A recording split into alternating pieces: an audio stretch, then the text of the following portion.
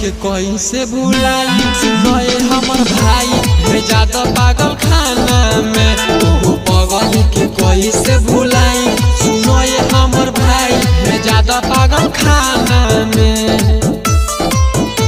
भेजा द पागल खाना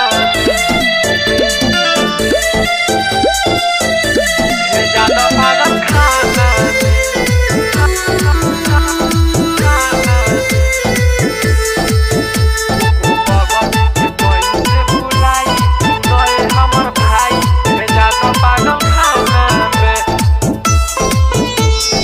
घर में उ हमके भूला गइले भूला गइल। कुछो मालूम न चलल का भइल रे का भइल।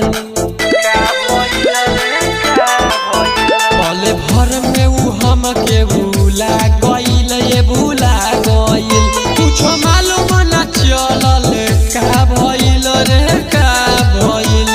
रहे ना हमार झूठा करत रहे प्यार पर बहाना में। ओहो पगली के कैसे भुलाई सुनए हमर भाई भेजा द पागल खाना में। ओहो पगली के कैसे भुलाई सुनए हमर भाई भेजा द पागल खाना में।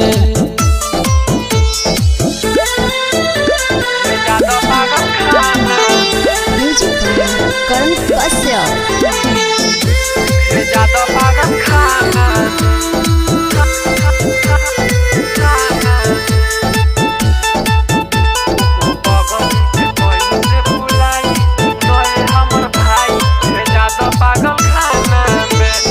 किस्मत के गजब खेल बारे खेल बारे कोयला में बहुत झमेल बारे झमेल